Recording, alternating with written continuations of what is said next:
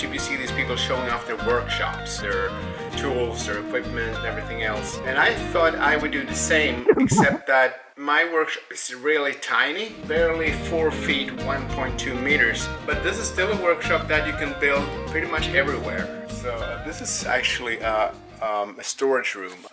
Very small, it's like maybe 5 or 6 feet in width. As you can see, it holds quite a lot. So starting out up here, I have a pretty simple solution for electricity here. I have just bolted an ordinary outlet in here. I've tried to utilize all spaces in here. So here are some clamps that I use for woodwork and things like that. I have some more down below. These cables are connected to my electrical supply, which is here, and this is not a good solution. These cables sort of get tangled up and everything, so this corner here is the worst part of this workshop. I have some glues in here, but they sort of flip over when I try to take them out, and it's just too much stuff in here. Behind that I have, what is this? I don't even know what this is. Some more glue in there, and you know, it's just a lot of stuff in here, but it's a small space, and you have to utilize pretty much every space there is. And then this can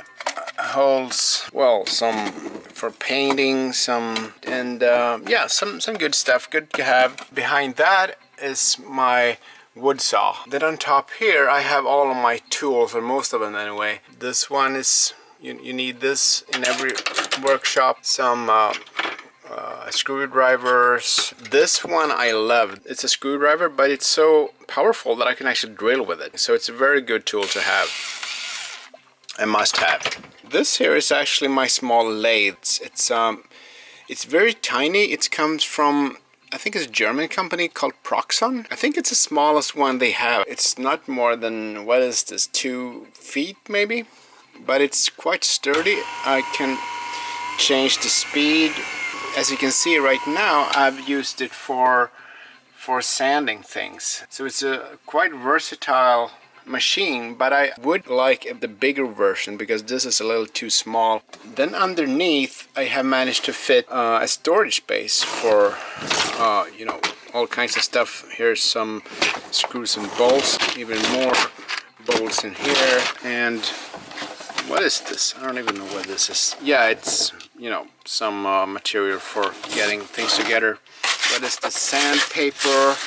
You can put this in here. This contraption here is actually if I want to film something and use my GoPro, I can flip this out and voila, and I can shoot whatever I'm doing down below. This thing is it's a small piece of wood with some hooks in it, and it's actually made for when I paint something and I want that whatever it is to dry, I can hang it up on these hooks and it sort of hangs in midair. And so what I do like about this setup is if I need to use the lathe, for example, I can sort of drag it out like that, and I have an easy way to lock it. So I just flip this thing down like that and it sits perfectly stable. When I don't need it anymore, I just flip that up and away it goes.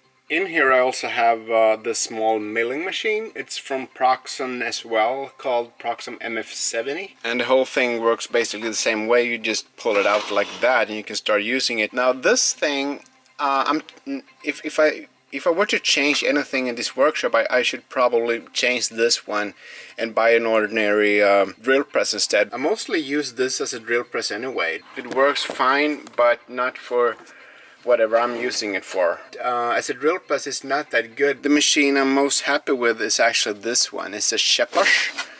I think it's a German machine, and it's very handy. It's not that strong, but you can sort of set the speed with this knob here, and well. And it also comes with this. It's a small Dremel-like hand drill that you can sort of use for drilling small things, and you can change this tool. And it actually comes with this box with all kinds of sharpening tools and some milling bits. This is for, I don't know what that is. This is for, you know, sanding. This is for brushing metal maybe. This set is really worth the money that you had to pay for the machine itself, so that's a good one. the Shepach. I'm not sure what the model is, but you can probably Google it. Underneath here I've been able to fit some machinery, some power tools and some clamps. And over here I have spray bottles and paint and stuff like that. That's good to have. But I also have all kinds of tools in here. I've been able to fit quite a lot. I have this thing. You obviously need a vise in every workshop, so I made this portable device that I can sort of hang up on the wall in here. There's all kinds of clamps. I have all kinds of pliers in here. I have bits for drilling and screwdriving and whatnot. Some saws for fine cutting in wood. This is, well, milling tools and things like that. I have more drills over there. There's a little shelf with just, you know, the odd stuff that you have in every workshop. And what's good about it is that it folds up pretty neatly. You just basically push this bench and the whole thing closes. So there you have it, my very tiny workshop that I've had for about a year, and I've used it a lot.